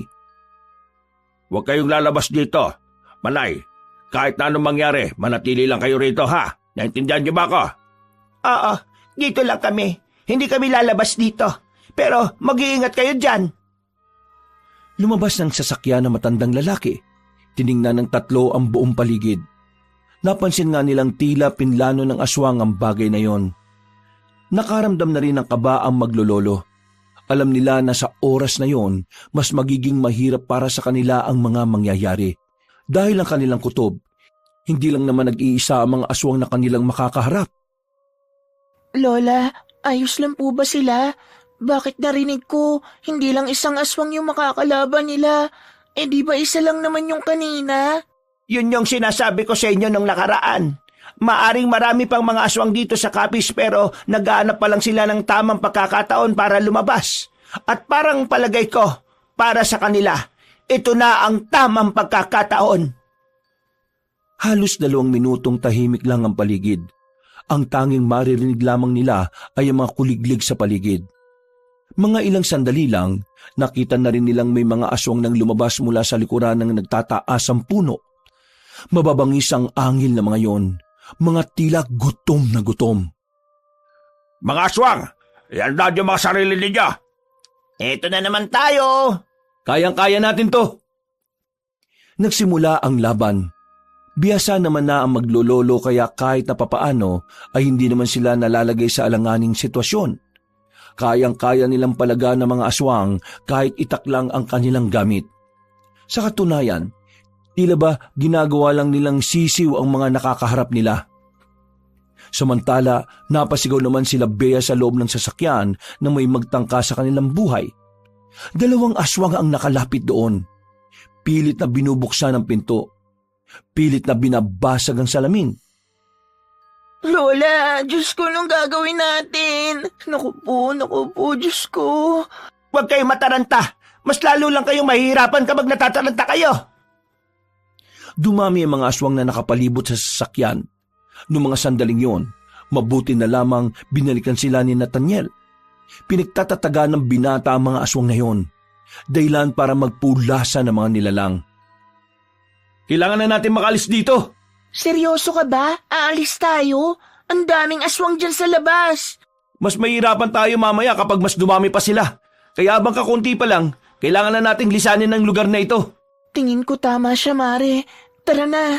Magtiwala na lang tayo sa kanila. Kahit natakot pa rin sa mga sandaling yon, sumunod na lang din si Bea. Sobrang nag-aalala na rin kasi siya sa kanyang dinadalang sanggol. Pero laking pasalamat na lang niya kasi kahit na papaano malakas pa rin ang kapit ng bata. Matapos kalabanin ng maglololo ang unang grupo ng aswang, nagmamadali na rin nilang nilinisan ang parteng yun ng daan. Naglalakad lang sila ng mabilis habang nasa kalsada sila. Habang tinatahak nila ang daan, bigla namang nanakit ang tiyan ni Mirna. Bakit? Manganganak ka na ba? Hindi ko alam, parang namumulikat, ewan ko. Ang sakit. Nako, ayos lang ba sa'yo na hilutin ko ang tiyan mo, iha? Sige na po, sobrang sakit eh. Lo, kung tatagal tayo dito, baka maabutan tayo. Sasaglitin lang natin. Baka mamaya mapahamak yung sanggol sa tiyan niya kung lumala ang sakit ng tiyan niya. Weng, bantayan natin yung paligid, dali. Ang sakit, Diyos ko, ang sakit. Umalma ka lang, iha. Naninigas lang ang tiyan mo pero hindi ka pa manganganak. Mang Murong, dahan-dahan lang Baka kung anong mangyari sa kaibigan ko. Huwag ka mag-alala. Kawain ko rin naman to eh. Kasama ito sa pag-aalbularyo ko. Habang inihilot ni Mang Morong ang tiyan ng babaeng si Mirna, bigla na lamang silang nakarinig ng mga angil na nanggagaling sa kagubatan. Lalong nataranta si Mirna. Huwag mo silang intindihin. Kailangan mong kumalma. Mas tumitigas ang tiyan mo kapag masyado kang tensyonado eh. Sige na, iha. Isipin mo ang anak mo. Kumalma ka. Maging relax ka. Kahit na nararamdaman na nilang papalapit na ng papalapit ang mga aswang, pinilit na lamang din ni Myrna na ikalma ang kanyang sarili. Nang mawala na rin ng bahagya ang sakit ng kanyang tiyan, ay binuhat na ito ni Weweng at nagtago sila sa likuran ng halamanan. Weweng, bantayan mo silang tatlo ha. Kami nang bahala ni Tanyel sa mga aswang. Kapilo! Ilang sandali lang, nakita nilang dumating na rin ang mga aswang. Hindi nagdalawang isip pa ang maglolong Murong at Nathaniel. Lumabas na rin sila sa kanilang pinagtataguan.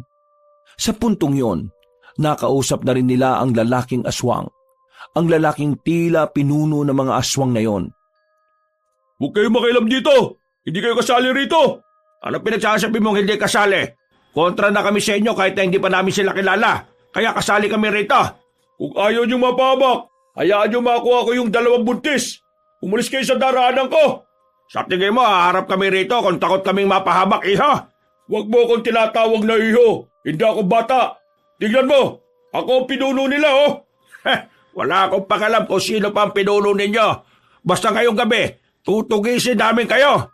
Kakampi nyo ba ang inkantong nasa bahay nila? Sinasabi ko na nga ba pinagtutulungan nyo ako Kakampi? Pareho lang kayong kampo ng kadiliman Kaya bakit kami kakampi sa inyo?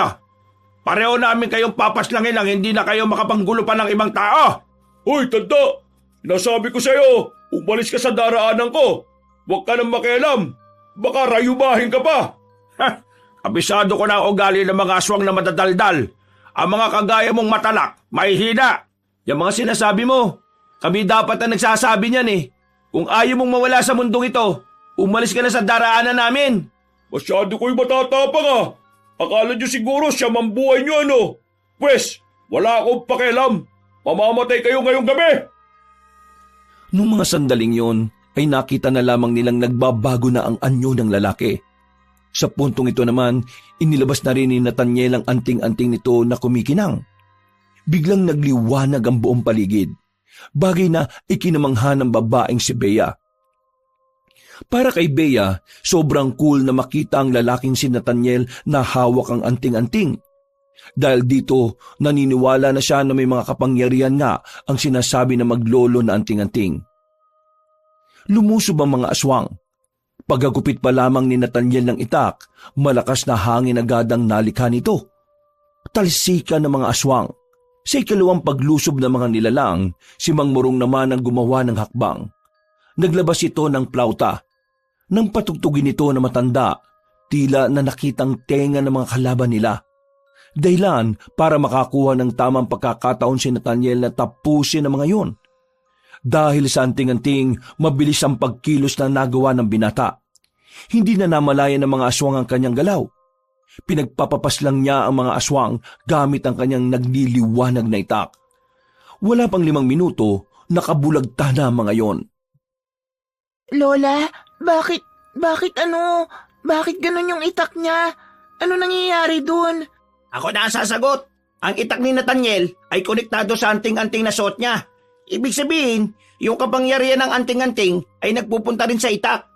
Ang itak na yun may kakaibang lakas, talas at gaan, na kapag hinagupit ng nagmamay-ari, kakaibang puwersa din ang nagagawa. Grabe, hindi ko inakalang totoo rin pala ang mga anting-anting na yan. Naniniwala na nga kayo sa engkanto sa anting-anting ngayon lang. Sabay-sabay silang napalingon nang marinig nila ang malakas na angil ng aswang. Naglalaway niya ito na parabang asong nababaliw. Hinandaan na rin ni Nathaniel at Mang Murong ang kanilang sarili. Hindi nila mamalitin ng kalaban nila dahil alam nila na ang mga aswang ay may kakaiba ring lakas. Sige, bigyan niyo ako ng magandang laban bago ko makuha ang 2 buntis na yon. Mangarap ka ng tulog. Gumapang na mabilis ang aswang. Tumatawa-tawa pa ito na parabang masayang-masaya ito sa nangyayari. Pagkalmot nito kay Mang Murong, tinamaan ang matanda sa braso. Mabuti na lamang ay mabilis din si Nathaniel kaya nakatugon agad ito. Hinagupit niya ang aswang ng kanyang itak. Sa bilis ng kanyang kilos ay hindi na nakailag pa ang kanilang kalaban. Tinamaan na niya yon sa balikat, pero parang hindi naman yon ininda ng aswang. Patuloy pa rin ito sa pag-atake. Hanggang sa tuluyan nang tinamaan si Nathaniel at mabuti na lang din ay daplis lang ito. Ano? Kinakabahan na ba kayo? Bakit parang bumabagal kayong dalawa? Kasi meron na kayong tama. Mahihinang nila lang. Umaaray kagad sa maliit na sugat. Ay naku, ang dami mong daldal. Tingnan natin kung kakayanin mo itong gagawin namin. Masyado lang madaldal ang isang ito eh. Oras na para tapusin natin ang buhay ng isang ito at nang makapagpahinga na rin siya. Sabay na ginamit ng maglolo ang kanilang anting-anting. Nagkaroon na naman ng liwanag na siyang sumilaw sa aswang. Sa mga pagkakataong ito, nakita ng aswang ang biglang pag-ikot ng paningin nito. Ano nangyayari sa akin? Anong ginawa niyo sa akin? Kapag pinagsama ang anting-anting naming dalawa, makakabuo ito ng isang ilusyon na talagang makaalis sa iyo sa katinoan. Sa paningin mo, marami kang katapat at kalaban.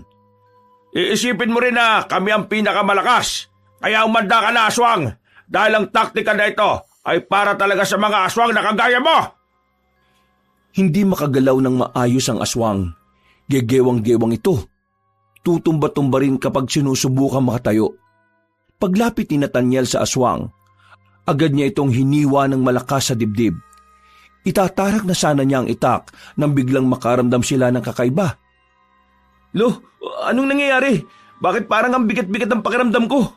Yung kamay ko, hindi ko maigalaw na maayos. Nandito na siya. Napalingon silang lahat sa puno ng mangga na nasa gilid. May tila portal na nagbukas doon at iniluwa ang matandang engkanto. Nagliliwanag din ang buo nitong katawan. Sa mga pagkakataong ito, tila nanginginig na ang buong katawan ng maglolo. Ramdam na ramdam nila ang galit ng engkantong matanda. Diyos ko, Bea, ayun na yung engkanto. Huwag kayo maingay. Doon siya lumabas. Ibig sabihin, hindi niya alam kung nasaan kayo. Manahimik kayo. Pinakinggan na lamang nila ang sinabi ng lalaking si Weweng. Itinuon nila ang atensyon sa labanan.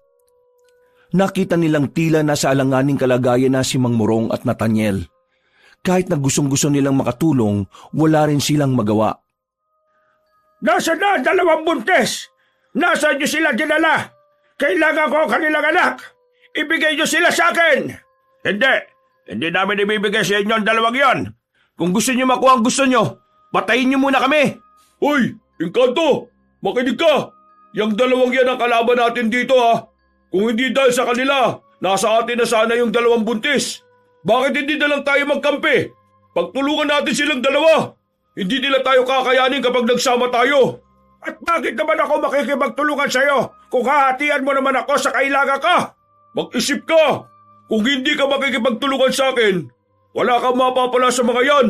Bakit? Akala mo ba porke engkanto ka, kakayanin mo sila? Siguro ngayon, kampante ka, kasi kararating mo lang. Pero huwag kang maging kampante sa dalawang yan, lalong-lalo na yung matandang yan. May sa demonyo yan eh. Kahit ikaw na engkanto, kayang-kaya niyang burahin sa mundo. Kahit ngayon pa. Kaya magtulungan tayo. Maghati na lang tayo sa kanila. Sa'yo yung isa, akin yung isa. Total, pareho naman tayo ng gusto mangyari. Tingin mo susunod niya sa kasunduan? Engkanto ka, dapat matalino ka. Dapat alam mo na ang mga aswang ay hindi mapagkakatiwalaan kahit na kailan. Kapag natalo nyo kami, malamang sa malamang tatraidorin ka ng isang yan. Kaya huwag kang makinig dyan. Kung gusto mong makuha ang mga buntis, solohin mo lahat. Pero bago yon, talunin nyo muna kami. Hoy, matandang albularyo, pwede bang manahimik ka? Walang kwentang lumalabas dyan sa bibig mo eh. Ikaw namang engkanto, huwag kang maniwala dyan. Mas mapanlin lang ang mga tao kahit na kailan. Manluloko sila. Tingnan mo nga yung lipunan nila. Ang daming babaero at manluloko. Ang daming magnanakaw. Ang daming kurakot. Lahat ng mga yan manluloko. Kaya paano ka maniniwala sa sinasabi niya kung una pa lang manluloko naman talaga ang tao? Kumampi ka na sa akin. Mas madali natin makukuha ang gusto natin. Kung kakampi ka sa kanya, lugi ka. Tingnan mo siya oh. Nanghihina na siya. Wala nang maiambag yan sa laban. Ikaw na lang lahat ng gagawa para matalo kami. Habang siya, naghihintay na lang na makakuha ang gusto niya. Engkanto matanda! Hindi ka dapat makipagkampihan dyan sa aswang na yan. Kung ako sa'yo, unahin mong paslangin ang aswang na yan dahil magiging hadlang pa. Isa ka bang siraulo ko eh. Nilalason yung utak ng engkantong yan eh. Sa akin ka makinig, engkanto. Nililinlang ka lang nila ngayon. Bakit ako makikinig sa inyong tatlo? May sarili akong layunin kung bakit ko ito ginagawa. Kaya ikaw, aswang, kayong dalawang manunugis at albularyo, sabay-sabay ko kayong papaslagin. Sabay-sabay ko kayong ibabaon sa lupa. Aangkinin ko ang dalawang buntis at ako ang magiging ama ng kanilang mga dinadalang sanggol. Nathaniel, yanda mo sarili mo. Malalang kalaban tong engkanto na to. Humanda na kayong tatlo! Magsasabay-sabay ko kayo! Biglang dumilim ang paningin ng maglolo. Naramdaman na lamang nila na nasa gilidan nila ang matandang engkanto. Sa hindi malamang dahilan, biglang naramdaman nila ang suntok nito sa kanilang tagiliran. Hindi yun sobrang lakas, pero yung epekto nito sa kanilang katawan ay mabigat. Naramdaman nilang parang bigla na lamang may nakapasan sa balikat nila. Nag-init din ang kanilang katawan. Yan! Ganyan nga! Parusahan mo sila! Lo, tayo lang inaano niya. Mukhang magkakampihan silang dalawa. Nako, naloko na talaga. Kayong dalawa ang pinakamahirap kong kalaban. Kayo ang mas kailangan kong iligpit dahil mas marami kayong alam kung paano ako pipigilan. Dinakma na matandang engkanto ang kwelyo ni Mang Morong. Inangat ito sa ere. Pagsuntok nito sa sikmura ni Mang Morong ay namilipit ang matanda sa sobrang sakit. Padabog itong ibinagsak sa lapag. Si Nathaniel naman ang pinagbuntungan ng engkanto. Sinakal ito at itinaas din sa ere. Naramdaman na lamang ni Nathaniel ang kakaibang init sa kanyang liig. Hindi siya nasasakal pero parang napapaso na ang balat niya. Bata ka pa! Marami ka pa sanang magagawa sa buhay mo! Pero mas pinili mong kalabanin ng engkantong kagaya ko! Papaslangin kita ngayon kung hindi mo ituturo sa akin kung nasaan ang dalawang buntis! Nung mga sandaling yun, kabadong-kabado na sila Bea. Natatakot na ang dalaga na baka kung ano nang mangyari sa kanila. Sumagi na rin sa kanyang isipan na lumabas na lang din sa kanilang pinagtataguan para iligtas si Nathaniel at Mang Morong. Pero nang gagawin na niya yon, ay pinigilan siya ni Weweng. Bakit mo ko pinipigilan? Kapag lumabas ka, masisira ang plano nila. Kumalma ka lang, walang mangyayari masama sa kanila. Bulag ka ba? Nakikita mo naman kung anong kalagayan nila eh. Anong walang mangyayari masama? Matagal na nilang ginagawa yan, oh. Tingin mo, hayaan lang nilang mamatay sila sa ganyang paraan? Bea, makinig na lang tayo sa kanila. Di hamak na mas kilala niya yung dalawa kaysa sa atin. Apo, sige na, kumalma ka. Ipagdasal na lang natin na sana ay walang mangyaring masama sa kanila. Mas lalong kinabahan si Bea nang marinig ang umaaray na lalaking si Nathaniel. Nakita na lamang nilang nasa lapag na ang binata. Pinagsisipa ito ng matandang engkanto at kita nilang tila hindi na makatayo na maayos si Nathaniel. Sasabihin mo ba sa akin kung nasaan sila o tatanggapin mo na lang ang kamatayan mo? Tatanggapin ang kamatayan? Tingin mo, naging manunugis ako para tanggapin ang kamatayan ng walang ginagawa? Hibang ka na yata! Kung ganon, handang-handa ka na pala talagang mamatay. Sige, kung yan ang gusto mo, ay yan din ang ibibigay ko sa iyo. Yan! Tama ang ginagawa mo! Patayin mo na yung dalawang yan! Merong kinuhang patalim ang matandang engkanto. Akmang itatarak na nito ang punyal kay Nathaniel nang biglang magsalita si Mang Morong. Naagaw nito ang atensyon ng engkanto kaya sandali itong napatigil. Masyado ka yatang laging kampante, kaibigang engkanto. Anong pinagsasabi mo? Patapos na ako sa huling kabanata ng tahimik na ritual. Tahimik na alin? Kapangyarihan ng langit, ipagkaloob sa akin ang liwanag na siyang pupuksa sa kadiliman. Kalikasan at kamalayan, karunungan at kapayapaan, ibigay sa akin ang kapangyarihang pupuksa sa dugo ng kadiliman. Nanlalaki ang mga mata ng engkanto na matapos magsalita ni Mang Morong. Ilang sandali lamang, biglang humangin ng malakas. Nabitiwan ng engkanto ang lalaking si Nathaniel. Sa lakas ng hangin, parang tinatangay na rin ito. Nagkasundo ang langit at lupa upang ang kagaya mong kampo ng kasamaan ay mawala na sa mundong ito. Hindi ka na makakabalik sa iyong pinagmulan dahil mawawala ka na ng tuluyan. Tatangkain pa sana ng engkanto na makabalik sa lagusan pero laking gulat nito nang bigla na lamang nawala yon. Sa puntong ito, kinabahan na ito at sinubukan ng makaatake sa maglolo. Pero biglang humarang si Nathaniel. Takang-taka ang engkanto dahil tila biglang lumakasulit ang lalaki. Masyado ka nagpapaniwala na kaya mo ko, no? Pwes, para sabihin ko sa'yo, nahulog ka lang sa palabas namin. Napaypay ka na kanina! Oo, kasi yun ang pinakita ko sa'yo. Kahit hindi naman totoo, nagpanggap lang ako. Hinugot ni Nathaniel ang kanyang itak at saka itinarak sa dibdib ng engkanto. Maya-maya pa, inilabas na rin ni Mang Murong ang botelya na parang kasing haba at kapal lang ng hinlalaking daliri. Ginamit naman ni Nathaniel ang kanyang anting-anting. Naglikha na naman ito ng malakas na liwanag. Kasabay ng hangin, unti-unting hinigop ng botelyang engkanto matanda. Nang mawala ang liwanag at hangin, nawala na rin ang engkanto. Naipasok na ito sa botelya. Inilipag ni Mang Murong ang botelya sa lapag at saka inapakan para basagin. Engkanto ka lang! Anak kami ng liwanag! Nagawa natin, Lo. Magaling! Mahusay ka po! Pero nawala yung aswang. Nakatakas siya. Kailangan ko siyang hanapin. Huwag na muna. Mas kailangan natin makapagpahinga, lalong-lalo na ang 2 buntis na kasama natin. Nang masigurong wala ng panganib, lumabas na rin sila Bea at nilapitan na maglolo. Nakahinga na rin sila na maluwag. Nawala na rin ang kanilang pagkabahala. Mabuti naman at ligtas na kayong dalawa. Hindi na tayo susundan ng aswang. Wala na rin ang engkanto. Kaya makakauwi na tayo. Kailangan na lang natin maghintay ng dadaan. Kung wala tayong magagawa. Maglalakad tayo papunta sa amin. Sandali lang, gaano po ba kalayo yung sa inyo? Baka hindi namin kayanin ni Bea. Huwag ka mag-alala. Nandiyan naman si Weweng at Nathaniel. Bubuhatin nila kayo.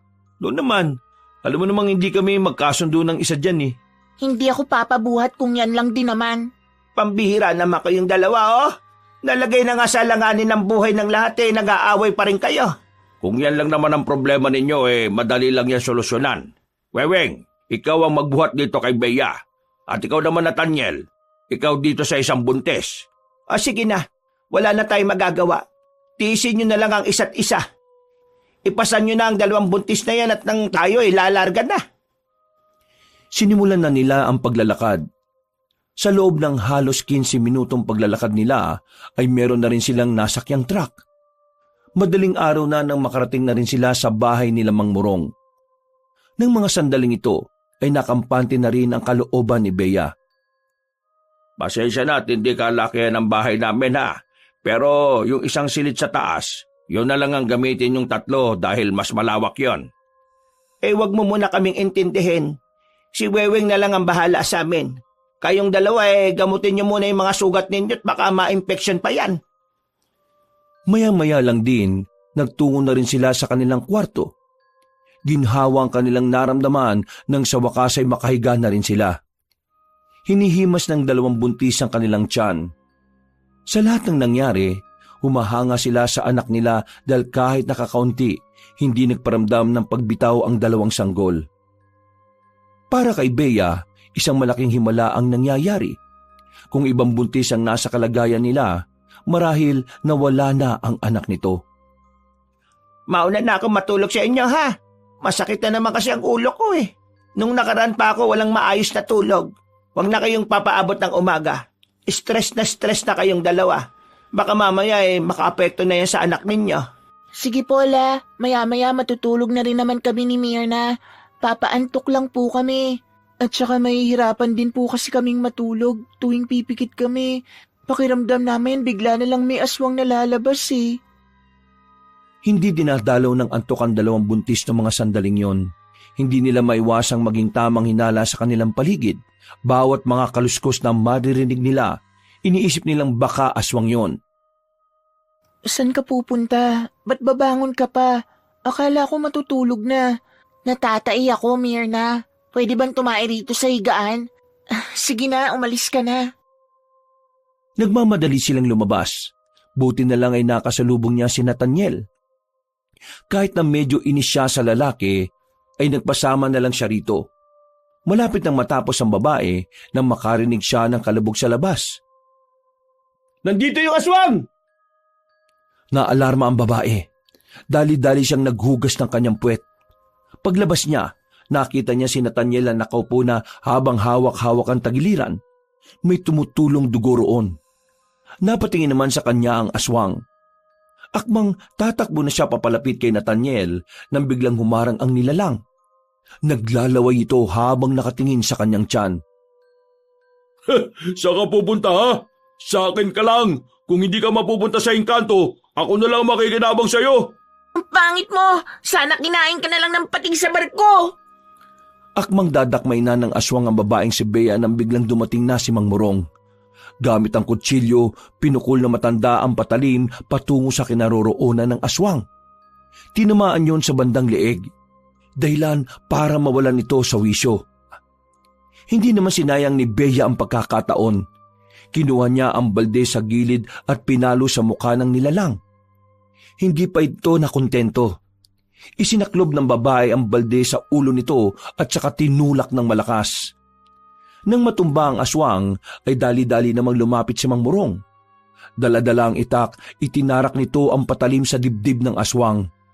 Sa puntong ito, unti-unti nang nalagutan ng hininga ang lalaki. Napahawak naman sa dibdib ang babaeng si Bea sa mga sandaling yon. Buong akala niya ay katapusan na nilang mag-ina.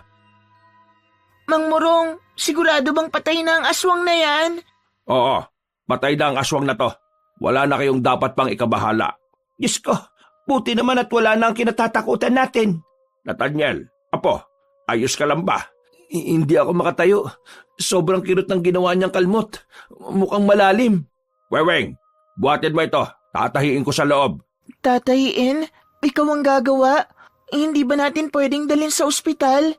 Hindi usong ospital sa amin. Ako ang gumagamot dito ng mga sugat. Kaya wala kayong dapat na ipag-alala. Binuhat na ni Weweng ang binatang si Nathaniel at dinala na rin sa loob. Umaga na nang matapos ang paggagamot ni Mang Morong. Ang bangkay naman ng aswang ay inilagay nila sa drum at sinunog. Ngayong natalo na natin ang aswang at ang engkanto, siguro pwede na kayong bumalik kung saan man kayo nakatira. Hindi ligtas ang buhay nyo rito sa Kapis. Ayoko pa sanang umuwi sa amin. Ayoko nang balikan ng asawa ko. Ako, babalikan ko ang asawa ko. Biyanan ko lang naman talaga ang problema ko eh. Mirna, mas makabubuti kung dito ka muna hanggang sa mga anak na kayong dalawa. Sa dami nang nangyari, baka sa biyahe pa mapahamak ang anak mo. Kailangan mo ng pahinga. Kayong dalawa ni Bea. Ang gawin nyo, kontakin nyo mga asawa ninyo at ipaalam nyo na nasa maayos kayong kalagayan. Tumango na lamang ang dalawang babae. Mga ilang oras lang ang nakalipas, kinausap nila ang mga asawa nila sa telepono. Si Mirna, nagkasundo sila ng kanyang asawa na uuwi lamang ito kapag hindi na makikialam ang biyanan. Habang si Bea naman, tuluyan na siyang nakipaghiwalay sa kanyang asawa. Hindi na niya kaya pang tiisin ang pagiging walang kwenta ng lalaking yon. Mabilis na lumipas sa mga buwan, nanganak na si Bea at Mirna. Parehong lalaki ang kanilang anak. Malusog at wala man lang kahit na anong problema. Sa palagay nila, isang malaking himala para sa kanila ang pangyayaring yon. Sa dami kasi ng mga masasamang nangyari sa kanila, nanatiling matibay ang dalawang sanggol. Nang magkaroon na ng pagkakataong makauwi, bumalik na si Mirna sa kanyang asawa at nagsimulang muli. Habang si Bea naman, mas pinili na lamang niyang tumira sa Kapis kasama ng kanyang lola. Doon na niya balak palakihin ang kanyang anak. Kinuha niya mga ninong ang maglololo at sa paglipas ng mga taon, unti-unti na rin napalapit ang kanyang kalooban kay Nathaniel. Kahit siya, hindi niya rin inakala na darating ang oras na ang lalaking kinaiinisan niya ay siya pa palang magugustuhan niya. Sa ngayon, masaya si Bea sa samahan nila ng binata. Nagpapasalamat siyang tinanggap siya nito ng buong buo at walang halong panghuhusga. Wakas!